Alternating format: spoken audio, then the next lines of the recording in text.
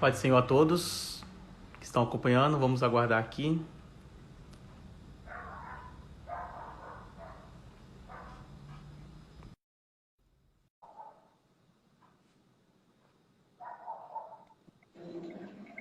Opa! Olha aí. E aí, Pai do Senhor, nosso professor Daniel? Paz do Senhor, como vai, meu amigo Nobre Ubner? Opa, tudo bem, graças a Deus. Hoje o tema vai pegar fogo no parquinho, hein?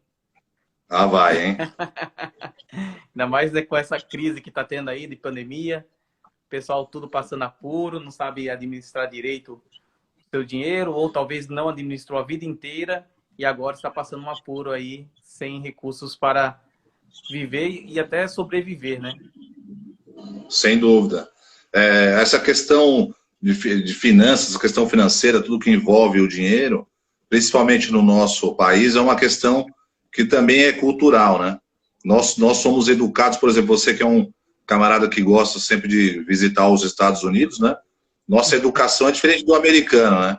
Lá eles são educados, por exemplo, a empreender, enquanto nós somos educados aqui a sermos empregados, né?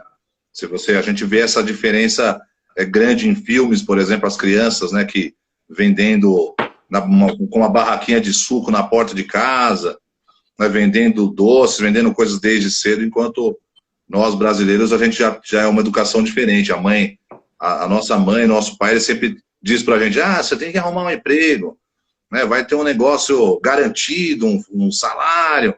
Então, essa questão financeira é, antes de mais nada, uma questão de educação mesmo, cultural, né? Entre outras coisas. Eu acredito que agora os jovens de hoje em dia, essa nova geração, são mais empreendedores do que a geração passada, né? Agora eles estão em mais Sem ousadia, dúvida, estão mais para frente mesmo. Tanto é que nós vemos sem a maioria dúvida. dos empresários hoje em dia são empresários que não, na verdade, são jovens, né? Não tem uma certa idade madura acima de 40 anos, 30 anos, né? Sim. Essa semana eu coloquei um vídeo no YouTube que fala sobre as gerações Y e a geração Z, né, e a maneira como que a gente deveria tratar, no sentido de consumidor, essas novas pessoas, né? O vídeo tem um lado mais ligado à parte de consumo mesmo, né? Mas eles são, sem dúvida nenhuma, mais empreendedores. E aí, a crise também, tem uma frase que diz, né, em épocas de crise, o que te resta é empreender, né? Então você não tem...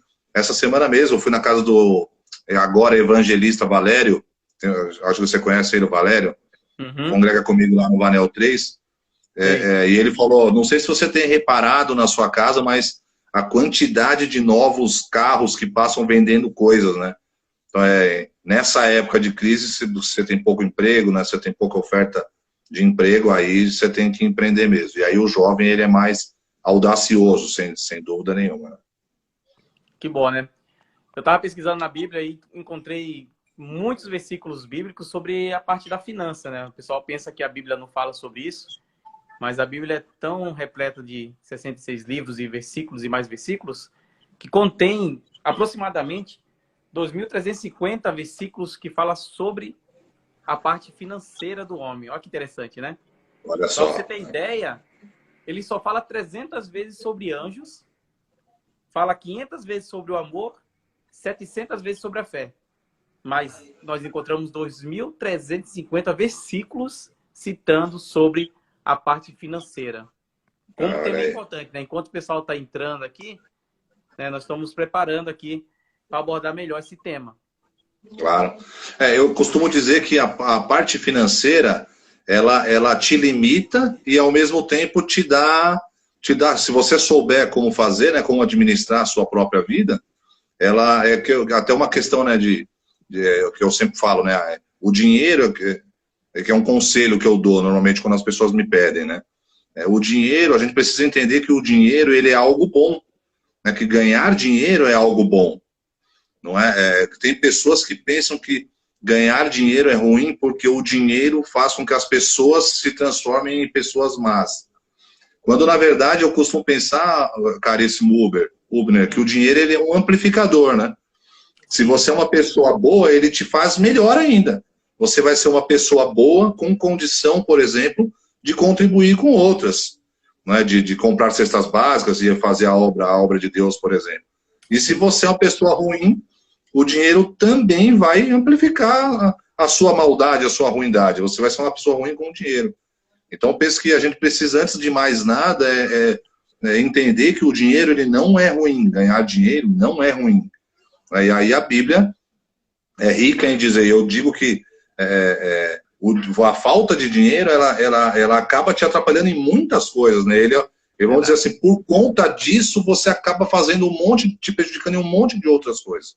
Por isso, eu creio que a Bíblia seja tão rica.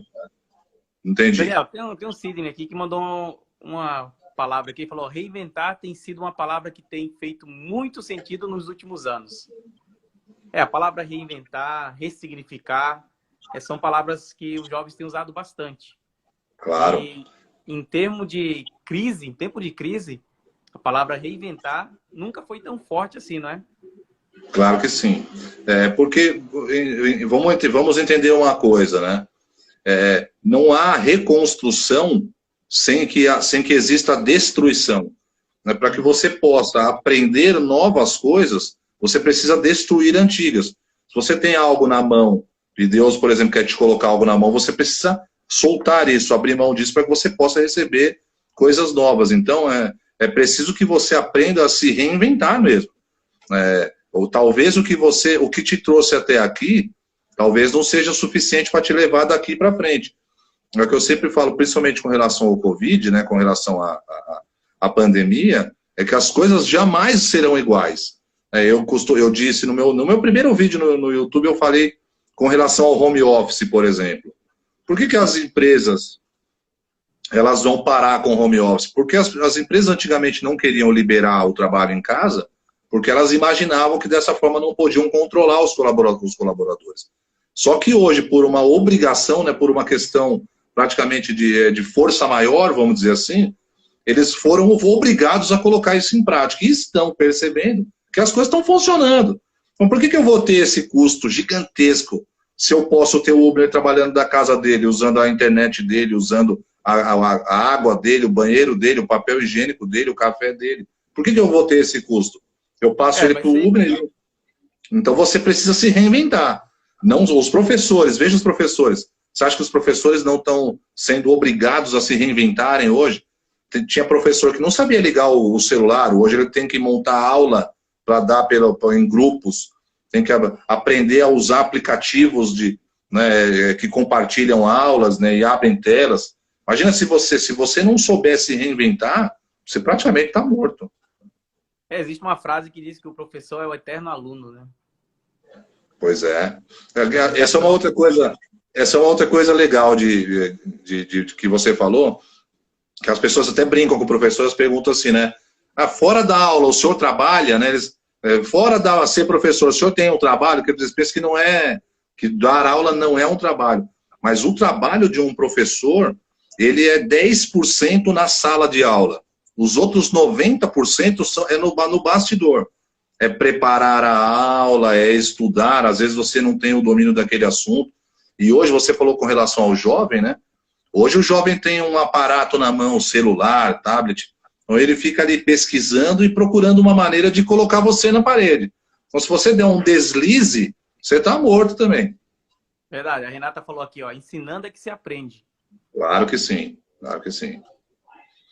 Claro que sim. Então, vamos para os tópicos nossos, né? Temos 10 tópicos aqui, eu separei 10 tópicos, eu sei que você também separou 10 tópicos para falar. Temos aproximadamente 50 minutos para falar, já passou 10 minutos, enquanto estamos aguardando o pessoal entrar. E a parte do cristão e a parte financeira é tão importante que eu espero que todos venham aprender um pouco mais sobre a palavra finanças na Bíblia Sagrada, né? Claro. Eu encontrei várias coisas. O seu canal no YouTube é tão interessante que eu vi que você postou sobre 8 erros que os jovens empreendedores não podem cometer. Será que você tem alguma coisa para falar sobre isso aí também? Claro que sim. Claro que sim. Esse é até uma situação que é bastante fresca na minha memória, porque eu até coloquei no vídeo que eu mesmo vivi todos esses erros, né? E a gente tem... Quando você é jovem, e aí você decide empreender, Claro que não são todas as pessoas, eu digo sempre a maioria. A estatística, ela avalia o grande modo, né? Mas eu não sou assim, mas você é um ponto fora da curva. A gente avalia, né, o grande modo. Então, o jovem em si, ele tem algumas particularidades quando empreende, que é o que você falou hoje, né, que é o jovem empreendedor, né? Tem um termo para isso, né? São os novos empreendedores, novos jovens, né? Ele tem algumas particularidades, né? E eu tenho até uma frase sobre isso, né, que eu falo que quando você empreende, você tem que ter como seu objetivo principal o lucro, porque a empresa tem o objetivo de lucro, né? Lógico que a empresa tem objetivos sociais também, mas o principal objetivo de uma empresa é lucratividade. Só que às vezes o jovem, ele não tem esse objetivo principal, ele tem o objetivo de aparecer, tem o objetivo do status, de não mais receber ordens, né? Ele tem o objetivo de querer ser melhor do que alguém, ou que provar para alguém que disse para ele que ele não conseguiria. Então, as motivações do jovem é que precisam ser equilibradas quando ele decide empreender. Por isso, a gravação do vídeo, que são os 8 erros de que os jovens empreendedores, novos empreendedores, costumam errar, né, com bastante frequência. Que bom. Você precisa ser assertivo, né? Verdade. Os jovens, na verdade, eles vão com cabeça, né, para frente, vão com tudo. Muitas vezes não olham nem para trás, nem para o lado, não fazem um planejamento correto e vão tentando fazer um empreendimento para que eles venham ficar milionários, né? Porque o objetivo, eu acho que todos os jovens hoje em dia, tanto que estão no ensino médio, que estão saindo do ensino médio e indo para a faculdade, é ganhar o seu primeiro milhão. Tanto é que, anos passados aí, usaram esse marketing, muito esse marketing aí na internet, né? Tem a tal da Betina aí, a famosa Betina, que usou muito esse marketing de o primeiro milhão. Então, as pessoas muitas vezes não sabem como que chega nesse ponto, nesse primeiro milhão, né? Não sabem como que chega no primeiro, uma rentabilidade estável, na verdade. Não precisa nem chegar em 1 milhão. Mas essa palavra estabilidade, né, financeira também assusta muita gente. Porque muitas das vezes o objetivo é uma estabilidade financeira e atrasa outros projetos de vida também. Mas nada que não seja deixado de lado. Nós temos que sempre ter um foco maior sobre estabilidade financeira. Então, o primeiro tópico aí nosso da parte do cristão e as finanças, eu vou fazer até o primeiro tópico junto com o seu, não somos donos, somos apenas administradores. E no caso do seu primeiro tópico que você me passou, Deus é a fonte, né? O versículo bíblico que eu vou usar aqui é Deuteronômio capítulo 10, verso 14, que diz assim: eis que o Senhor, teu Deus, são os céus e a terra dos céus, e a terra e tudo que nela há. Né? Está escrito em Deuteronômio 10, 14. É um versículo bíblico que diz que tudo que está no mundo pertence a Deus. E nós viemos ao mundo como administradores. E completa também esse tópico 1 que você me deixou, que é Deus é a fonte. Fala para nós. Sim, claro. Eu trouxe também uma passagem bíblica que está em Filipenses 4, 19. E ela diz assim: e o meu Deus, de acordo com as gloriosas riquezas que ele tem para oferecer por meio de Cristo Jesus, lhes dará tudo o que vocês precisam. Não é? Deus, ele é a fonte. A gente precisa entender aqui algumas coisas, não é?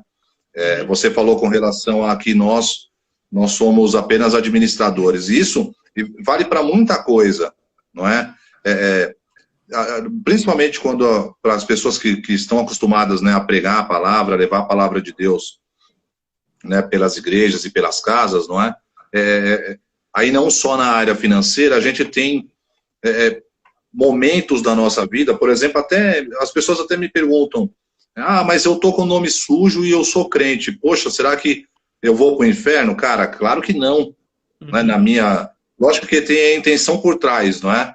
Eu vou pegar um dinheiro do Uber, não vou pagar ele independente de uma coisa, claro, a intenção é que é ruim. Mas você passar por dificuldades, cara, é uma coisa que é normal, todo mundo está sujeito. E aí é o que você diz, que nós somos administradores, né? Nós somos apenas os administradores, aqui as coisas não nos pertencem. Mas no sentido de que você não é, você está. Né? Tanto para o lado bom quanto para o lado ruim. Você está hoje, por exemplo, drogado, você está hoje, não com o nome sujo, mas isso não te impõe ali uma condicionante para a vida inteira. Você tem, como filho de Deus, né, você tem aí o mundo pela frente para que você se arrependa com verdade e você possa ter uma nova vida. Eu acredito E Deus é a fonte.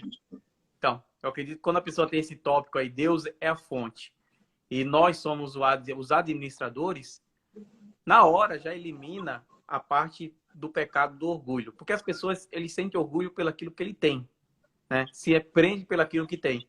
E no fim, nós não vamos levar nada. Estamos aqui como administradores do mundo e o nosso objetivo é maior, né? Na verdade, neste mundo aqui, nós vivemos a cada dia como se fosse o último dia e também fazer um planejamento correto para que nós tenhamos uma finanças boa quando nós chegarmos a uma idade mais, com mais afinco, né? Ou chegar na parte idosa do ser, né?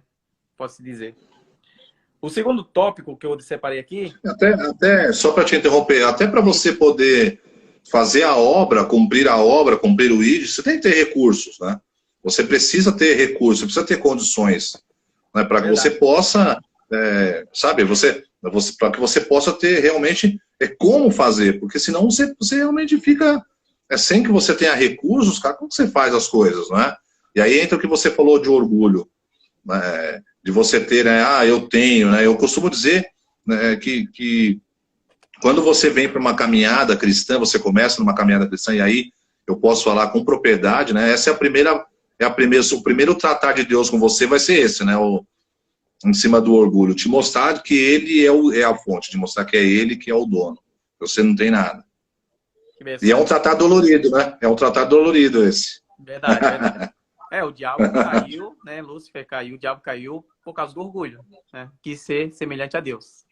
Então aí já vai a linhagem desse grande pecado, que é um dos maiores, pode-se dizer. Lógico que existe a frase que não tem pecadinho e pecadão, mas eu, na minha exegese bíblica, acredito que existe um pecadão que é o pecado que leva para a morte, né? Porque a maioria dos outros pecados não leva para a morte. Então, existe um grau de periculosidade dos pecados. Na parte 2 do tópico 2, né? Eu separei aqui, e é bem diferente do seu. Eu coloquei o seu patrão é Deus, né? E tem a ver com o seu primeiro tópico, Deus é a fonte. O versículo bíblico que eu usei aqui é Colossenses, capítulo 3, versos 23 e 24. Antes de ler esse versículo, eu gostaria que você que está online acompanhando, mandem suas perguntas, faça o questionamento, aqui é aberto, é livre, não tem problema nenhum. Se você tiver alguma dúvida na parte financeira, nós estaremos respondendo com o maior prazer, tá? Tá aqui o professor Daniel, ele é perito nisso, 25 anos de carreira nessa área de finanças, com certeza vai ter um embasamento bem maior do que eu para responder você. Colossenses 3, 23 e 24, é escrito assim: e tudo quando fizeres, fazei-o de todo o coração, como ao Senhor, e não aos homens, sabendo que recebereis do Senhor o galardão da herança, porque a Cristo, o Senhor, o servis. Olha que interessante, né? Olha aí. Todo Essa que eu tenho... Eu estou estudando uma palavra que fala a respeito de bênção, né? Que tem um pouco a ver com o que você comentou agora. E a palavra fala de Jacó e Labão. Estou estudando essa palavra para a próxima vez que alguém me convidar para pregar. Opa. Já faz bastante tempo. Eu não me considero um pregador. Eu gosto de estudar bastante, sabe? A respeito de uma palavra. Eu não sou eu não tenho essa facilidade, sabe? De prega quarta, sexta, domingo. Eu não tenho essa facilidade. Eu gosto de estudar bastante a mesma palavra. E tenho feito isso em cima dessa palavra de quem é a bênção, né? Em cima de Jacó e Labão. Porque Jacó, tem até as passagens bíblicas que falam disso, que Labão disse para Jacó, né? Olha, não vai embora não, fique aqui, porque eu sei que por sua causa eu tenho sido abençoado. Então, quando você às vezes está passando uma dificuldade, e aí você vê que você está num lugar de trabalho, você está morando às vezes em algum lugar, que você vê que a pessoa tem prosperado, mas você não tem prosperado. Mas afinal, a bênção, ela está em cima de quem? Né? Então é uma mais ou menos em cima disso que você comentou agora me repita o seu tópico. O seu patrão é Deus. Tudo que você Então, fizer nesse mundo, faça. então você está ali. Você está ali com o Labão. Às vezes o que acontece? O funcionário está lá trabalhando normal, o gerente dá uma saída, o supervisor ou o seu patrão dá uma saída, e o que o funcionário faz? Ele começa a relaxar no trabalho. Isso aí, em parte de caráter cristão, é um erro gravíssimo. Por que é um erro gravíssimo? Porque ele não tem consciência do que está escrito em Colossenses capítulo 3, verso 23 e 24, que diz que tudo que fazemos nessa terra, nós temos que fazer com a consciência que nós estamos fazendo para Deus e não para o homem. Mesmo assim, mesmo que o homem, o patrão, seja carrasco, não mereça, nós temos que manter a nossa integridade e temos que fazer tudo como se fosse para Deus, dar o melhor de nós. E isso é importantíssimo para cada um. Claro que sim, claro que sim. É aquilo que você faz quando não tem ninguém olhando, né? É verdade. O terceiro tópico é bem interessante. Dívida é escravidão. Não se sujeita à escravidão das dívidas. Provérbios 22, 7. O rico domina sobre os pobres e o que toma emprestado é servo do que empresta. Dívida é escravidão ou não é? O que você acha? Sem dúvida.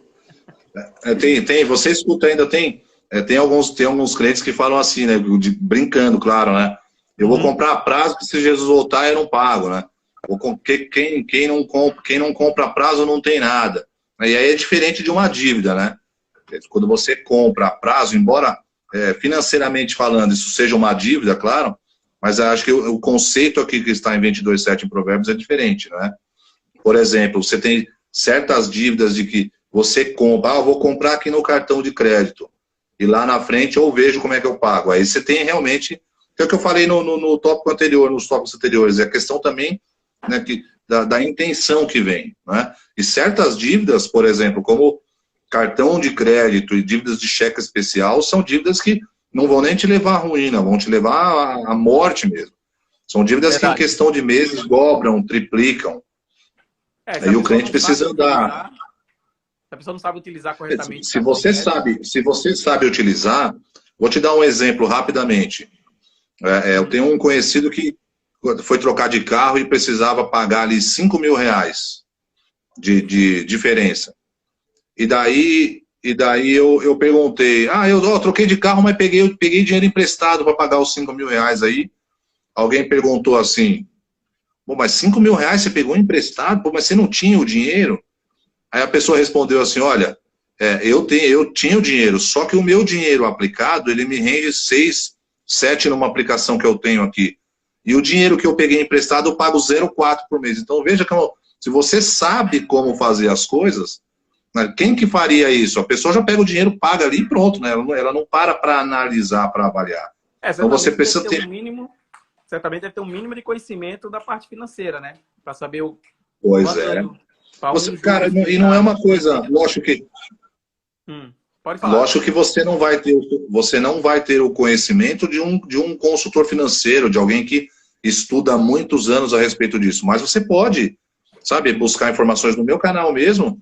Eu tenho vários vídeos dando dicas assim, sabe, pequenas dicas, para que você pelo menos não cometa absurdos, sabe, não cometa erros assim grosseiros, cara, que te levem à ruína mesmo, né?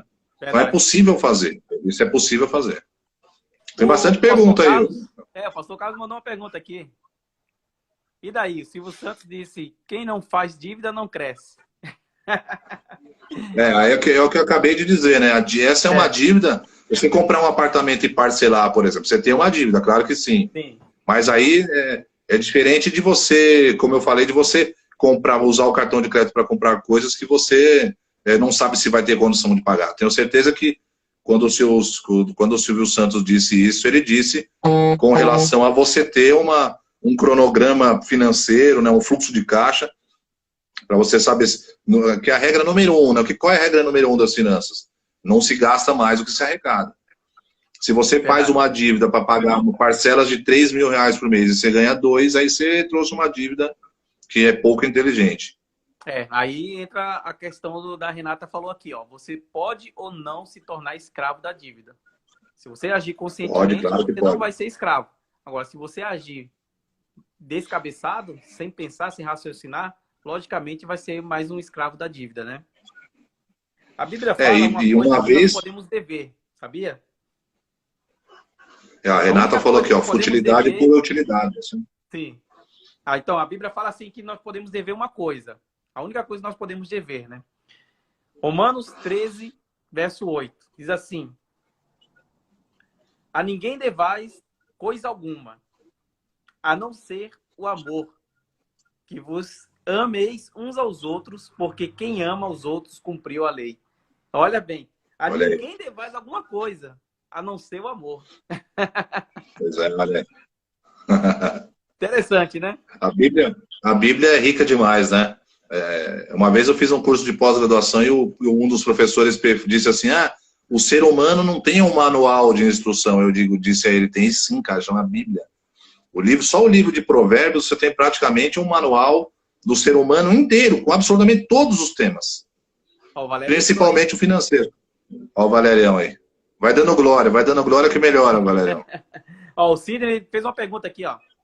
Até onde a questão financeira pode afetar no casamento? Isso seria um outro tópico, mas nós podemos adiantar aqui, né? Podemos. Olha, eu sempre disse, eu disse em casa uma vez para minha esposa, que tem algumas frases que falam a respeito disso, né? Que quando o dinheiro vai embora pela porta, o amor vai embora pela janela. Né? Eu sempre disse isso de uma forma de brincadeira, mas com um fundo de verdade. Sim, mas depois da minha caminhada cristã, eu confesso que, principalmente na minha casa mesmo, a gente tem acompanhado bem isso, né? É que se o casamento ele é verdadeiro, fundado na rocha, que é Cristo, fundado nos preceitos bíblicos, aí a própria dificuldade fortalece o casamento. Mas a dificuldade financeira, ela talvez seja, o Sidney que perguntou, né? O Sidney que perguntou. Sidney, a dificuldade financeira talvez seja a pior prova para um casamento. Lógico que existem outras, mas a dificuldade financeira vai te colocar uma prova que poucos casamentos passaram incólume, passaram, sabe, de cabeça erguida por ele. É uma dificuldade que vai colocar uma prova bastante difícil de ser vencida. Aí é só Jesus na causa mesmo. Tem uma estatística aí que diz que a dívida financeira é um dos tópicos number one de separação e divórcio, né? Até mais do que traição. Para se ter ideia como é importante você ter uma estrutura boa na parte financeira, saber administrar isso aí. E é o quarto tópico, né? Tenha um orçamento. A Bíblia fala em Lucas 14, 28. Pois qual de vós, querendo edificar uma torre, não se assenta primeiro e fazer as contas dos gastos para ver se tem como que acabar. Olha aí. Olha aí. Lucas 14, 28. Lucas 14, 28. Se um de vocês quer construir uma torre, tá aí, ó. Primeiro senta e calcula. Tem uma frase que diz assim, um sábio disse o seguinte, ele falou assim, se eu tivesse 1 hora para executar uma tarefa que dela dependesse a minha vida ou a minha morte, eu gastaria 50 minutos planejando e só 10 minutos executando. O planejamento, a organização, ela é o segredo ou o segredo do teu sucesso ou do teu fracasso. Você precisa se organizar. Tem um outro escritor que não tem nada a ver com a Bíblia, mas penso que cabe aqui agora nesse tópico. Sim. Tenho certeza que você conhece, que é o Stephen Covey. Ele fala, né, que os disciplinados é que realmente são livres. Os indisciplinados é que são escravos dos momentos e das paixões. Você com certeza tem aquele amigo que você considera chato, que você chama ele para tomar um café, ele fala, deixa eu ver minha agenda, deixa eu ver se eu posso aquilo. Sim. E aí você pensa assim, esse cara é chato, tudo ele pensa que é agenda, quem ele pensa que ele é? Mas ele consegue fazer tudo, sabe por quê? Porque ele é organizado. Ele tem ali, né, o seu orçamento, ele tem a sua agenda. Em contrapartida, às vezes eu e você que não temos essa organização, às vezes você passa o dia inteiro, você nem percebe que o dia passou e quando você vê, você fez o quê? Você não fez nada. Então, né, o organizado, o disciplinado, ele sem dúvida nenhuma, ele chega ao sucesso muito mais rapidamente, né? e num caminho que é fundado na rocha. Eu sempre digo que o caminho da facilidade, ele nunca vai te levar a um resultado sólido. Nunca. Tem um versículo bíblico, Provérbios Pode falar, 21, 5, que tem a ver com o que você está falando agora. Provérbios 21, 5. Ele fala assim: os planos do diligente tendem à abundância, mas a pressa excessiva à pobreza. Pois é. Olha aí. Essa é uma falha grande também do jovem. Você falou, né, da frase lá, 50 minutos de planejamento e 10 minutos de execução. Se a pessoa não planejar, não adianta. A torre é de Babel, ela vai cair. Pois é. É exatamente isso mesmo. Valério. Falta entre os cristãos a cultura de fazer reserva? E a igreja deveria agregar esse tema ao ensino? Eu não vou responder, eu estou com vontade de responder, mas não vou responder. Não vou deixar você responder. Olha só, vou responder, mas depois quero a sua opinião. Vou responder, mas quero a sua opinião. Vou te responder com um projeto. Veja bem, eu estudei a teologia, não é? E depois passei a estudar uma outra teologia agora da Faculdade Bethesda. E o que eu percebo? Eu percebo, essa é a minha opinião, tá? Por favor, eu percebo que existe uma grande dificuldade da maior parte dos obreiros. Sabe por quê? Porque, que é o que o Valério falou, né? Falta cultura de reserva. Porque ele não tem uma base. Então, por que a maioria dos obreiros ele não aproveita um curso, por exemplo, de teologia a pleno? Ele não aproveita porque ele não tem uma boa base de português, ele não sabe interpretar um texto. Então, como é que alguém que tem dificuldade em interpretar um texto pode aprender homilética e hermenêutica? Ele não vai aprender, concorda? Da mesma maneira, então, o cristão, ele não é que ele não tenha a cultura de fazer reserva, é o que eu falei no início aqui do nosso bate-papo. Não é nem o cristão, principalmente o brasileiro, porque ele não tem uma base. Então você precisa ter, por exemplo, eu desenvolvi, estou desenvolvendo ainda, que eu falei para você agora há pouco, é um curso próprio para o obreiro, que não serve só para o obreiro, por exemplo. Mas aí o camarada vai aprender o quê? Ele vai aprender português, ele vai aprender finanças, ele vai aprender comportamento pessoal, ele vai aprender ética, ele vai aprender treinamento motivacional. Porque você me responda, nem me responda, mas pense. Você acha que um pastor, ele não tem que ter todos esses conhecimentos? O camarada vai administrar a igreja, a parte financeira, mas ele não conhece, ele não sabe, não conhece de finanças. Aí ele vai pegar uma discussão entre os irmãos, mas ele não conhece, né, sabe, de comportamento. Então você precisa ter essa base. Só que até então é um curso que eu desconheço, por isso até a minha ideia de desenvolver esse curso. E ele está quase no final, viu, Rubner? 3 módulos, 100% online, que é para a pessoa tem que ter... alguém disse para você assim, respondendo ao Valério agora, propriamente, você precisa guardar dinheiro. Você escutou isso, eu tenho certeza, 1 milhão de vezes. Só que você não escutou por que você precisa guardar dinheiro. Por que você precisa ter? Porque você tem que ter um planejamento, porque você precisa pensar amanhã. Então, as pessoas, elas primeiro precisam entender os porquês. Que é o que eu sempre digo para minha filha mais velha, por exemplo. Existem 2 maneiras de aprender. Você decorar e você aprender. Quando você decora, ele serve para aquela meia horinha, para a prova e acabou. Agora, quando você aprende, aí você só aprende sabendo os porquês. Aí esse conhecimento, ele é para a vida toda. Você nunca mais esquece. Então, você precisa sentar o obreiro aqui e explicar para ele, sem dúvida nenhuma, que a igreja deveria agregar esse tema ao ensino. Não só a igreja, um curso de finanças, por exemplo, educação financeira para crianças nas escolas. Se você aprende, com certeza a inadimplência depois lá na frente é menor, com certeza pessoas que pegam e não pagam vai ser menor, sem dúvida nenhuma. Sem dúvida, Valério, assim, sem dúvida nenhuma. E o Valério, ele fez uma pergunta muito boa, né? Porque realmente falta não só entre os cristãos, né, uma cultura de fazer reserva, mas para muita pessoa. Tanto é que um versículo bíblico aqui, porque eu gosto da parte bíblica, né? Ele fala assim, Eclesiastes 7:12, 7:12 de Eclesiastes. Porque a sabedoria serve de defesa, do mesmo modo que o dinheiro. Olha aí. Ele fala que até o dinheiro também pode ser usado com defesa. A pessoa, ela faz um orçamento, mas não faz uma margem para sobrar um dinheiro. Ou seja, a pessoa tem 10 mil, um exemplo aí, paupérrimo, tem 10 mil, vai construir um cômodo, só que o cômodo custa, a construção dele com a mão de obra, 10 mil.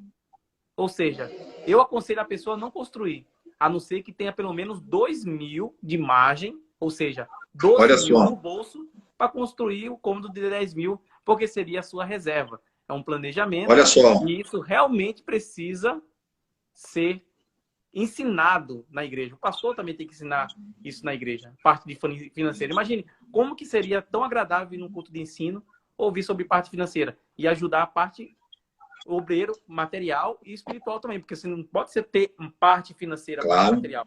Também você tem que ter uma parte, uma margem espiritual também, uma reserva, uma oração e etc. Ainda tem uma pergunta do Carlos. Olha, pastor Carlos. Olha só que interessante, ó. Fala aí. Olha só que interessante. Sim. E aí vou responder também ao Carriel, ao pastor Carriel, a pergunta dele com relação ao dízimo. Olha só que interessante. Caiu fogo no parquinho aí de novo. Olha o fogo no parquinho. Olha só que interessante. Ó, essa é uma dica que vale ouro. Olha só. Sim.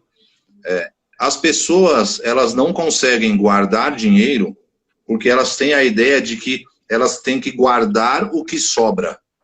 Presta atenção. Uhum. Só que quando você pensa dessa maneira, nunca sobra dinheiro. Então, quando você tem da mesma forma o dízimo, às vezes você recebe o dinheiro, aí você separa, você não tira ali na hora, você deixa ele de lado e pensa, vou juntar tudo, depois eu pago. Só que aí surge uma necessidade, você pega o dinheiro do dízimo e compra. Usa ele para alguma coisa. Agora, veja só que interessante. Quando você planeja, você tem um orçamento bem definido, e aí você diz assim, 10% do que eu ganho, eu vou guardar para a minha reserva. Outros 10% do que eu ganho, eu vou separar, que é o dízimo. E aí tem uma frase no investimento que diz assim, pague você primeiro. O que significa pague você primeiro? Toda vez que você receber o dinheiro, você pega ele imediatamente e paga os 10% do dízimo e paga os 10% da sua reserva. Então aí, olha que interessante, você perde o conceito de que você guarda o que te sobra. Isso aí é uma conta qualquer, como o teu aluguel, é uma conta qualquer como a tua luz. Dessa forma você vai conseguir poupar, dessa forma você vai conseguir ter o seu dinheiro de reserva e cumprir também com o mandamento bíblico que é o dízimo. Quando você pega o que sobra, você vai fazer, nunca te sobra, porque o que não falta é coisa para você comprar, é um pneu que furou, é um livro da escola, é não sei o que aparece, sempre aparece. Eu acredito você nunca vai conseguir guardar. Né? Uma atitude já, de imediato, falar assim, ó, 10% aqui do meu salário, vou guardar, vou colocar na poupança, 10% é o dízimo. Você pode fazer um investimento, colocar na poupança, claro. Investimento, e os outros 60% eu vou pagar água, luz, telefone e vou viver a minha vida normal, os prazeres, colocar toda a parte cotidiana nesses 60% do salário. E minha diversão, a minha viagem, o meu cinema, ele tá dentro, ele é uma conta como outra. Claro que sim. Com certeza. A Bíblia fala em Provérbios 30:25. As formigas, criaturas de pouca força, contudo, armazenam sua comida no verão. Tem tudo sobre o poupar aí que você falou. Pois é. Interessante, né? Não gaste suas sementes, né? Que eu coloquei aqui, né? Não gaste suas sementes. E aqui, ó, o tópico seu aqui fala sobre... Tópico 7. Faça um orçamento e registre tudo, né? E tem um outro aqui que ele fala aqui. Tópico 4. A lei da multiplicação. Tópico 4 é interessante. A lei da multiplicação. Que tem a ver com o meu tópico aqui, que fala assim, multiplique os recursos que Cristo confiou a você, invista. A lei da multiplicação. O que você tem para falar sobre isso? Claro. O que você poupa, você precisa que ele multiplique, certo? Se nós temos na Bíblia a passagem daqueles que receberam os dotes e os que multiplicaram e os que não multiplicaram. Então, qual é a ideia de que você poupe? A ideia que você poupe é para que você invista as sementes que você poupou. Então, você precisa aprender a multiplicar. Antes de você plantar, como você planta novas sementes se você não tem sementes? Então, você primeiro precisa poupar, esse é o primeiro passo, e o segundo passo é você reinvestir as suas sementes. Então, é a lei da multiplicação. Você precisa multiplicar. Nós estamos aqui para multiplicar tudo. Multiplicar amor, multiplicar Absolutamente tudo. Então, o primeiro passo é a economia. Tem um outro livro que eu gosto muito, que é do Napoleon Hill, que é A Lei do Triunfo, que ele fala sobre, né, as leis do sucesso.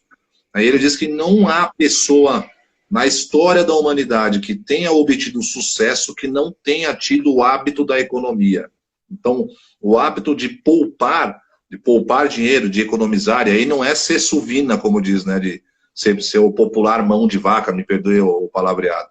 Mas é que você poupar é diferente, você economizar. Você precisa criar o hábito de economizar, né, de você guardar sementes para que você possa depois multiplicá-las.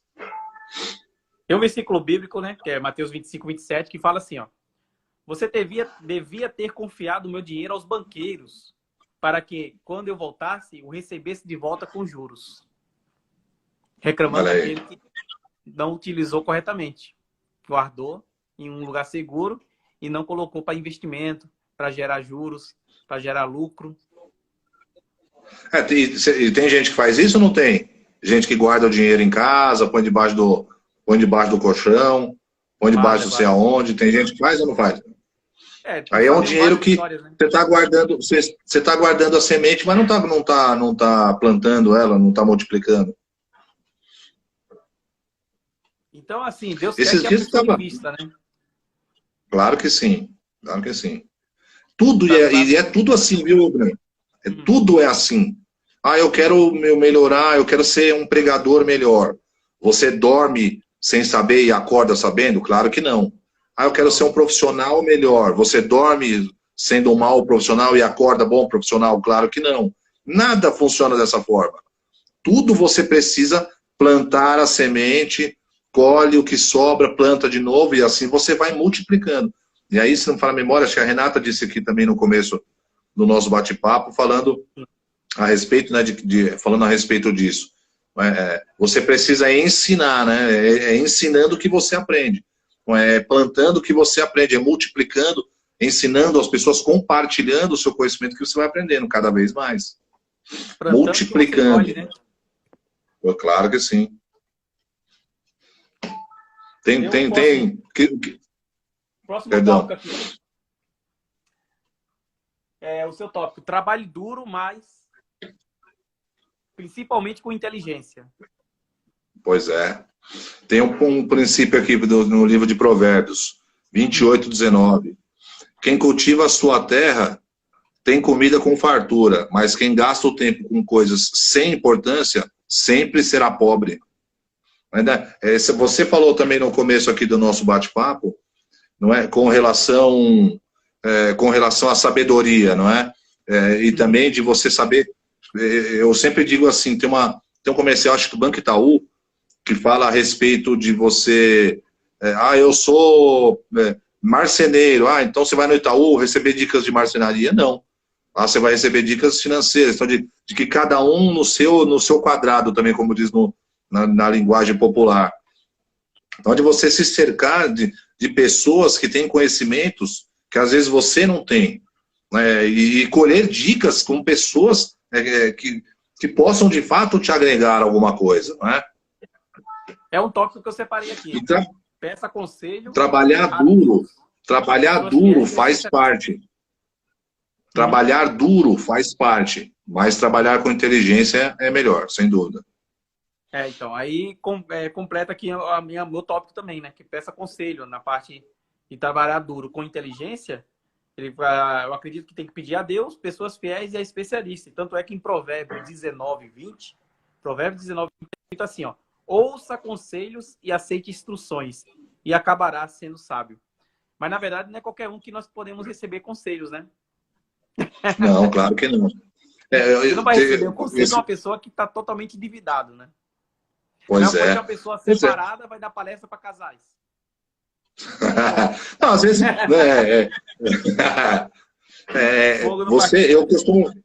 eu sempre brinco com os coaches, né?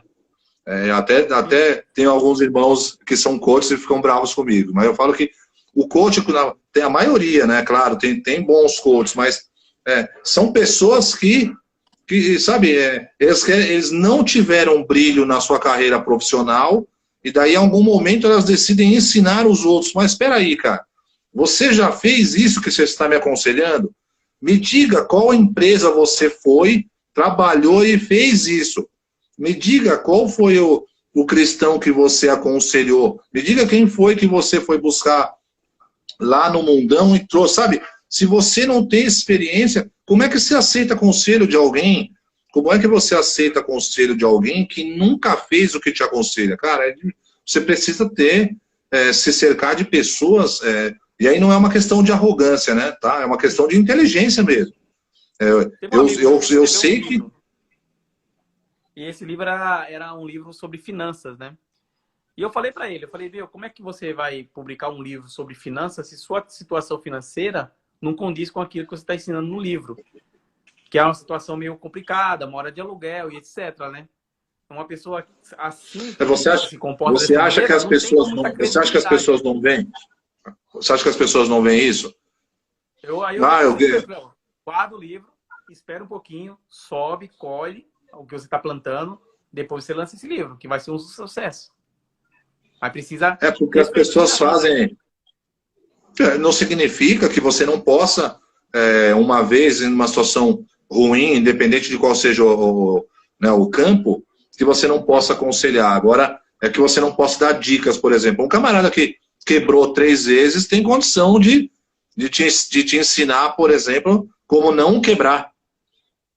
Não é? Você tem como aprender também na adversidade. Agora, você se vestir de uma roupa como se você fosse, né, o maior empresário do mundo e você nunca teve nenhum negócio, cara, aí realmente não tem como. Como é que você acredita nisso, sabe? São coisas, a pessoa vem com uma conversa bonita, você não vai pesquisar, você não... Mas peraí, legal, você está falando isso aí, bonito, mas me responda, me dá aí uma empresa, me dá o telefone de alguém que você possa ligar e o cara fala, não, ele fez aqui mesmo para mim. Então você precisa ter isso aí. E aí, nesse ponto, mais uma vez, como sempre em tudo, o joelho dobrado e pedindo a confirmação a Deus, né? Olha, pedir ao Pai em oração, olha, me mostra o caminho, se é isso mesmo. Às vezes, se você se deixa levar pelas emoções, não é? E aí você acaba entrando em buracos que às vezes são ruins de sair, né? Um tópico que nós não comentamos acho que é o único que nós não comentamos ainda. O 6º, né? O segredo do contentamento. Que segredo é esse aí? Pode falar para nós aí? Claro que sim. A gente precisa aprender uma coisa importante, né? Que é que o sucesso financeiro, ele não é uma competição, não é? Até porque sempre vai ter alguém com mais dinheiro que você, não é? Sim. Então você não pode se deixar dominar pelo amor ao dinheiro. A Bíblia diz, não se pode amar a dois ao mesmo tempo, né? A Deus e a Manon, né? O dinheiro, não é? Então... Eu falo que o amor ao dinheiro é a raiz de todos os males. Não o dinheiro, mas o amor ao dinheiro que é a raiz de todos os males, né? Sim. Então você precisa aprender... Eu falei esses dias para o pastor Carriel, tá aqui, tá aí participando com a gente. Qual é o melhor carro do mundo? É o seu, pô, é o que você tem. Então, né, o que eu tenho é o melhor carro do mundo, né? Porque é o que eu posso ter nesse momento. É aquele que me leva. Então a gente precisa, se você não é feliz consigo mesmo, você não vai ser feliz com esposa nenhuma, com marido nenhum. Se você não é contente consigo mesmo, você não... Eu sempre digo, Ubner, que o segredo de uma vida feliz, vamos dizer assim, em qualquer campo, é que você se conheça. Suas potências, aonde você cai, aonde que você tem dificuldades. Você precisa se conhecer. E aí uma vez que você se conhece, e você se contenta com isso, tem um professor Clóvis de Barros, ele fala, né? É impressionante como eu entendo, como eu mesmo explico. Ele falou, eu gosto muito da minha própria voz. Ele brinca, né? Ele fala, porque se eu vou ter que conviver comigo mesmo até o fim, se eu vou ser espectador de mim mesmo até o fim, é melhor que eu me encante comigo mesmo, né? Ele diz, né? Então, se você não tem esse próprio contentamento, né? Se você não se contenta com as coisas que você tem, fica difícil você... Porque amanhã você vai dobrar o seu faturamento, vai dobrar a sua casa, você vai dobrar seu carro, você vai dobrar a sua empresa, e dali 2 semanas você vai estar descontente de novo. Então, a gente precisa se contentar, não é? E aí entra também mais uma vez. Pode falar. Pensador, né? Pensador 24, ele deixou uma pergunta aqui, ó. É certo o cristão fazer investimentos? Talvez ele está referindo-se a tudo, né? Investimento talvez em plano fixo, né? Variável. Sem dúvida nenhuma, sem dúvida nenhuma, claro que sim. Tesouro. Claro que sim. Direto. Sem dúvida nenhuma, claro que sim. Fundos imobiliários. Claro qualquer um, sem dúvida nenhuma. Mas é certo. Claro que sim. Com certeza. Claro que sim. Claro que sim. Sábio é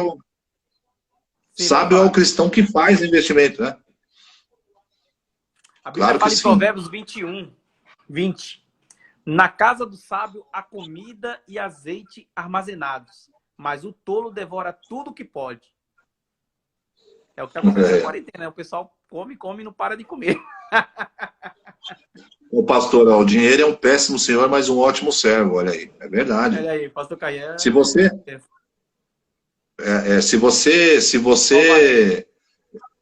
você sabe como tratar o dinheiro, ele vai trabalhar para você. Senão você trabalha para ele. Temos 9 minutos. Há uma diferença entre ser conformado e ser acomodado, claro que sim. Aqui tem um tema legal para a gente abordar aqui. Tem pessoas, tem cristãos que eles são a mais acomodados. E aí não é nenhuma questão do acomodado de um lado pejorativo, vamos dizer assim. É que ele é um cristão que ele é muito espiritualizado, vamos dizer assim. Então ele tudo espera que exista um mover de Deus. Então ele quer arrumar um emprego novo, ele fica em casa esperando que Deus faça um mover e que daí o Bill Gates vá bater na porta dele, vem trabalhar para mim. Então qualquer coisa ele fica esperando. Ah, mas você não vai mandar currículo? Não, eu vou esperar. Não, mas você não vai procurar? Não, eu vou esperar. Então, esse é uma coisa acomodada. E aí eu discordo bastante. Você precisa correr atrás. Deus, sem dúvida nenhuma, abençoará você. Mas você precisa fazer a sua parte. Você precisa correr atrás das coisas. Né? Para que aí você seja abençoado. Agora, você ficar parado, sabe, esperando tudo e colocando tudo na conta de Deus, aí, no meu ponto de vista, não tá correto. Pode dizer acomodada, é uma pessoa que ganha hoje em dia dos dividendos, né? Mas é uma pessoa que já está bem além de nós, né? Na parte já tá o cara já está milionário. Bill Gates está lá, ó, de boa, na sua chácara, na sua casa, ganhando sempre dinheiro. Tá caindo lá, ó. O pessoal tá comprando software, comprando assinatura, comprando computadores, comprando processador da Intel, comprando várias coisas que ele tá envolvido e ele tá ganhando. Então ele, tipo, tá acomodado de boa. Né? Mas de qualquer maneira, existiu uma estrada grande até ele se acomodar, sim ou não? A estrada foi longa até o acomodado, não foi? Sim, sim. Uma questão, diferente, né? O cara construiu, plantou e agora ele está colhendo. Agora ele está desfrutando a colheita, não é? Mas ele passou grande parte da vida plantando, se esforçando, como o exemplo do Silvio Santos, que o pessoal deu aqui bastante, né? Existiu um plantio, durante muito tempo você plantou. Para daí uma hora você... A biografia dele lá, você vai entender que ele ralou muito. Pois é. Coisa que as pessoas não veem essa parte, né? As pessoas não veem, elas veem só, né? Uma vez eu escutei me perguntaram qual a diferença da persistência, né, e da teimosia. Aí alguém respondeu assim, é o sucesso só.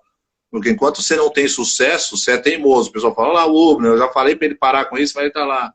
Mas daí a hora que você estoura, a pessoa fala, vê o Uber, é persistente, né? Olha lá, tá vendo? Ele persistiu e conseguiu. Então a diferença é só você alcançar o sucesso, né? Verdade. Ó, temos apenas 6 minutos, né? Eu acredito que nós vamos já para a conclusão. Eu vou deixar o vídeo depois gravado lá aqui também no IGTV. E vou tentar também passar para o YouTube, no seu YouTube também, tá bom? Isso tô falando para todos que estão acompanhando e perderam bastante assunto aqui, né? Falamos vários tópicos, mais de 10 tópicos praticamente, sobre o cristão e as finanças. Um tema muito importante, né? Eu queria saber qual é a sua conclusão disso tudo aí. Fala aí para nós aí, o que você pode concluir aí. Eu quero deixar para você três conselhos, né? disse que se conselho fosse bom, se vendia, não se dava. Mas, inclusive, tem um vídeo agora, publiquei recentemente lá no meu canal no YouTube. Se você está nos ouvindo aí e não está inscrito, corre lá, se inscreve lá no canal, professor Daniel Pierre. Eu deixei um vídeo lá esses dias chamado Como Aprender Finanças Pessoais em 5 Passos. Né? Falei bastante coisa que tem a ver com o que a gente está conversando hoje.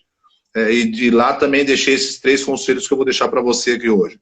E o primeiro é o seguinte: gaste sempre menos do que o que você arrecada. Essa é a regra número 1 das finanças. E, se possível, guarde pelo menos 10% de tudo que você ganhar.